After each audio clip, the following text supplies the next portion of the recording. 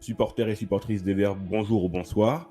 Bienvenue pour cet avant-match pour aborder toute l'actualité autour de la rencontre entre Saint-Étienne et Rodez dans le cadre du 7e tour de la Coupe de France.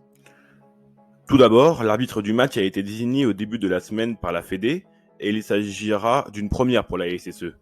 Fawzi Benchaban a été désigné arbitre centre de la rencontre.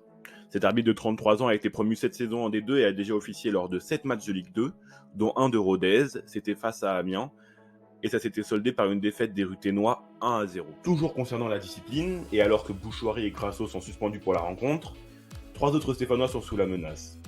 Avec la règle interdisant de recevoir 3 cartons jaunes dans l'espace de 10 matchs, Giraudon, Wadji et Petro ne devront pas être avertis par Fawzi Benchaban sous peine de manquer automatiquement la deuxième réception de Rodez, cette fois dans le cadre de la Ligue 2, dans 2 semaines. Du côté des bonnes nouvelles, Bakayoko et Cafaro ont fait leur retour à l'entraînement individuel cette semaine. Même s'ils seront indisponibles pour la rencontre de ce samedi comme annoncé par Batles, c'est de bon augure en vue du déplacement à Metz dans 10 jours.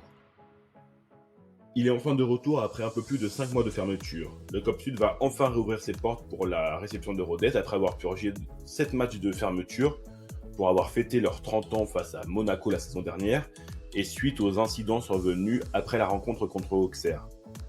Les Green Angels, le groupe ultra qui anime la tribune, va enfin pouvoir réinvestir son domicile après en avoir été privé et avoir pu encourager la SSE uniquement à l'extérieur depuis le début de la saison. Alors que la fédération n'a toujours pas trouvé de diffuseur proposant une offre assez alléchante pour cette édition de la Coupe de France, la FFF a trouvé une solution temporaire à ce problème. Ainsi, la web TV FFF.tv va se charger de la diffusion de 5 rencontres dont ASSE Rodez. Le match sera également diffusé sur ASSE.tv. Alors que du côté de Saint-Étienne, de nombreuses absences sont à signaler, c'est aussi le cas du côté de Rodez, notamment dans le secteur défensif. Le latéral gauche Abdallah, titulaire indisputable, est suspendu pour la rencontre, tout comme le milieu de terrain Danger.